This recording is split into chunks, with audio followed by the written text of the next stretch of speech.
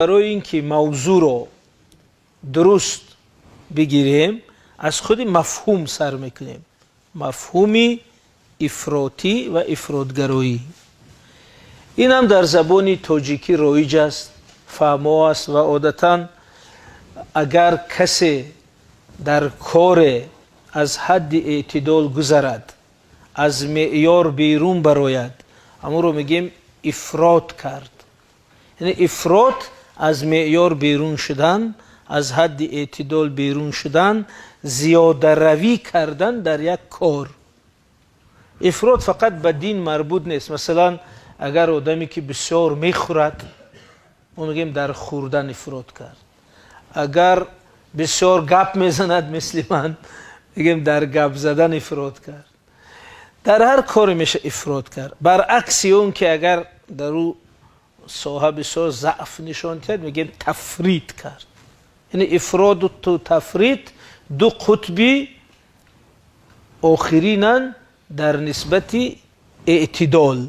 اگر در بین باشد اعتدال، اگر در طرف تندروی باشد افراط، در طرف ضعف باشد تفریط. وقتی که دانش بنیادی نیست، وقتی که تحصیلات نظاممند دینی از پایان تا بالا و ترتیب نگرفته است، همین خیلی شد. بنابراین در همین مدارس بخارا دانش یک متدی گرفتن داشت. یعنی اول این رو می‌آموزی، تو این رو تمام نکنی به علم دیگه نمیری، تو این رو تمام نکنی به دیگه نمیری.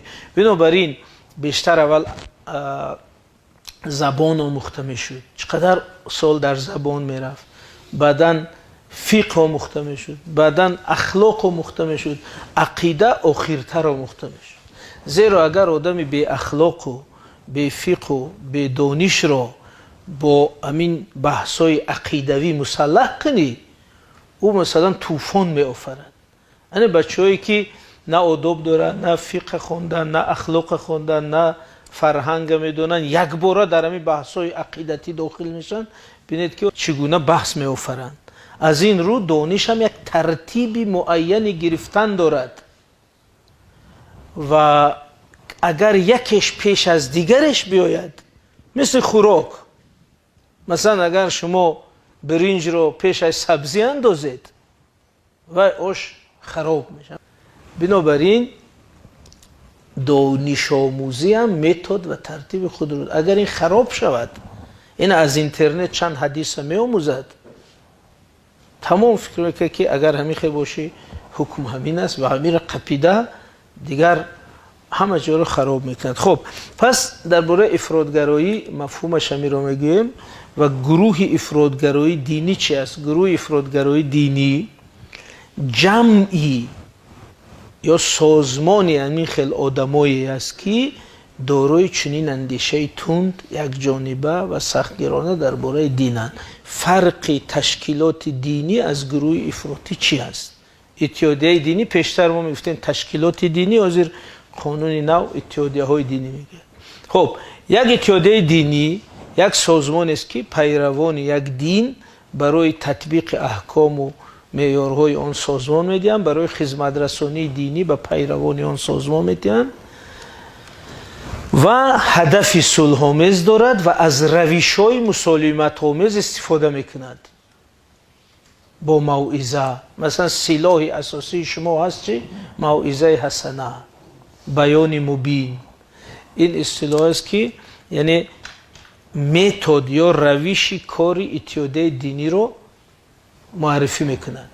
در دایره قانون با روش صلح‌آمیز عمل میکند، کارهای فرماندهی معرفتی میکند. ولی گروه افراطگرایی دینی سه خصوصیت دارد که از اتحادیه دینی آن رو فرق میکند. یکم اینکه هدفی اساسی هدف سیاسی و ایدئولوژی هست. مثلا اونا اگر اتحادیه دینی به تربیه انسان اساساً تأکید کنه، به هدایت تربیه انسان، اونجا اساساً به تغییر نظام، تغییر دولت، ساختن فلان نوعی система, масалан сохтани хилофат, сохтани иморат, яъне оно ҳадафу самти асосии ҳаракат ва гуфтор ва фаъолиятро ба тағйири низом равона мекунанд. Бинобар ин моҳиятан гурӯҳи сиёсӣ аст.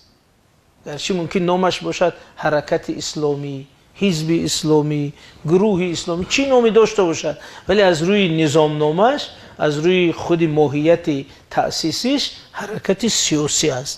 зеро пеш аз ҳама сохтори сиёсиро, тағйири низоми давлатиро, тағйири низоми ҷамъиятиро ҳадаф қарор медиҳад. ин як. дуввум, аз назари сохтор ташкилоти ифродгароии динӣ як сохтори шибҳанизомӣ дорад. зеро агар низомии мутлақ ҳам набошад, як нима низомӣ, масалан дар садри он меистад амир, баъдан масъули соҳа, масъули таблиғот, масъули низомӣ, масъули сиёсӣ, масъули молӣ, ҳамаён тобеи вай, боз дигарам ба таври вертикалӣ тобе ва тобеият мисли як созмони низоми бисёр ҳатмӣ ва ӯ ҳамчун як ташкилоти ҳарбӣ кор мекунад ва камтар ба ҳизби сиёсӣ монанд аст ташкилоташ. ташкилоти иттиҳодияи динӣ комилан дигар аст, шумо медонед, муаррифӣ намекунад. севум хусусияте ки як гурӯҳи ифродгароии динӣ дорад ин аст ки дар равиши дар фаъолияти худ равиши зӯроварона ё истифода аз хушунатро дуруст мешуморад. яъне севумин хусусияти ин гурӯҳҳо ин аст ки хушунат медонед чӣ мегӯем, насилия, яъне хушунат ба тоҷикии оддӣ мешавад зӯроварӣ, истифодаи силоҳ, истифодаи зӯрӣ, истифодаи қувваро дар он фаъолияти худ раво меҳисобанд. ҳамин хусусияти севуми гурӯҳҳои ифродгароист. албатта гуфтем ки баъзе гурӯҳҳо ҳастанд ки эълон мекунанд ки фаъолиятшон ғайри хушунатомез аст, лекин ӯ ду сифати асосӣ ё моҳияти таблиғоти фалсафишон нишон медиҳад ки ин гурӯҳи ифродгарои динӣ аст ё гурӯҳи ё ташкилоти динӣ. масалан ин ҳозир мо дар тоҷикистон ҳудуди 4000 иттиҳодияи динии мусулмонон дорем, оли намонда ҳастанд мумкин 70 чанд та ташкилотҳои динии ғайри мусулмонон дорем, вале уно иттиҳодияи диниянд.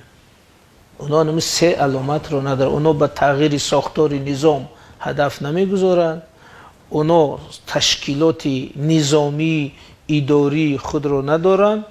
севум, уно аз хушунат ҳамчун воситаи фаъолият парҳез мекунанд. ҳамин се аломат агар надошта бошад, мешавад иттиҳодияи динӣ ба қайд мегирем дар вазорати адлия. вале агар ин аломатҳоро дошта бошад, ин мешавад гурӯҳи ифродгарои динӣ ва ӯ аллакай ба категорияи ташкилотҳои динӣ намедарояд.